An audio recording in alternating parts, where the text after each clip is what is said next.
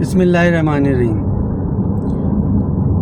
آج کے دن میٹرک کے امتحان شروع ہوئے ہیں اور حال یہ ہے کہ ایڈمٹ کارڈ جو ہے آج بھی کچھ بچوں کو مل رہے ہیں۔ تو لوگ کہہ رہے تھے کہ یار یہ محکمہ تعلیم سندھ گورنمنٹ میں جو لوگ بیٹھے ہیں پتہ نہیں کس قسم کے ہیں، ابھی تک ایڈمٹ کارڈ نہیں دیے اور کوئی رسپانسبلٹی نہیں ہے، ان کو پتہ نہیں ہے۔ تو اصل میں وہ لوگ جانتے نہیں ہیں، انہیں واقعی نہیں پتہ تھا،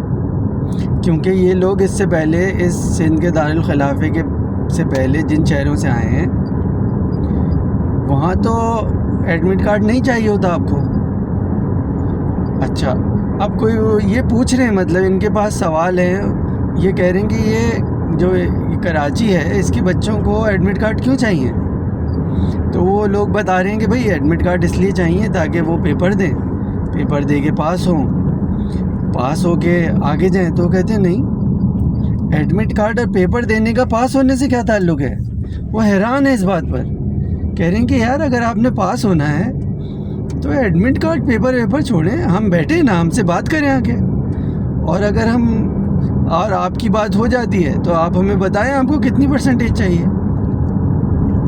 اور وہ یہ کہنا چاہ رہے ہیں کہ بھئی ہماری پریکٹس نہیں ہے کہ بچے کو ایڈمٹ کارڈ دو، اتنا تنگ کرو،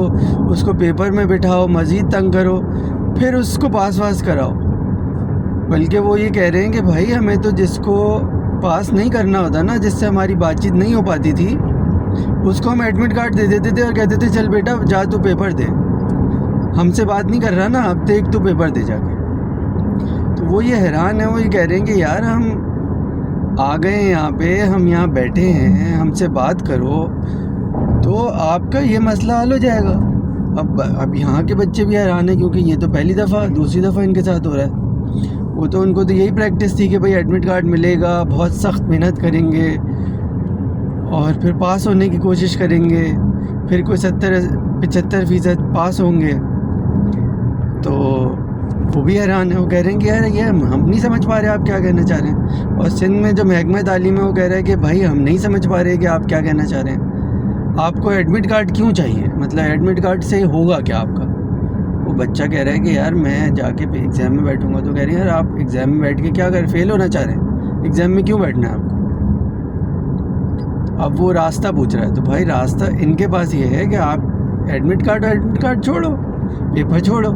ان کے پاس جاؤ، بیٹھو، بات کرو، اگر آپ نے ان سے بات کر لی تو آپ پاس، آپ جتنی اچھی بات کر لی اتنی پرسنٹیج پہ پاس۔ یہ ہے طریقہ آج کل۔ دیکھیں آج کل نا ایگزام کا طریقہ ختم ہو گیا، AI کا زمانہ ہے، آپ ڈائریکٹ انٹرویو لو۔ یہ بالکل نا اصل میں جیسے NET میں ماسٹرز کا انٹرویو ہوتا ہے ایڈمیشن سے پہلے، یہ وہ والا چکر ہے کہ یہ آپ کو یہ کہہ رہے ہیں کہ بھائی آؤ ہمارے پاس، ہمارا انٹرویو لو، اگر اس انٹرویو میں ہم پاس ہو جاتے ہیں اور آپ جو ہے وہ ہماری باتیں پوری کر دیتے ہیں تو پھر ہم آپ کا انٹرویو لیں گے کہ بھائی آپ کو کتنی پرسنٹیج چاہیے، اور جتنا آپ نے ہمیں پاس کیا ہوگا انٹرویو میں، جتنا خوش کیا ہوگا اس کے حساب سے آپ کی پرسنٹیج آ جائے گی۔ سیدھا یہ طریقہ ہے۔ تو وہ سارے بچے جو پریشان ہوئے کہ بھائی ہمیں ایڈمٹ کارڈ نہیں ملے، یہ اصل میں فرسٹ ٹائم تھا، ظاہر ہے کہ یہ پورا سیٹ اپ بھی آہستہ کراچی تک آ رہا ہے نا، ورنہ یہ سندھ کا دارالخلافہ ان سے محفوظ تھا کسی حد تک۔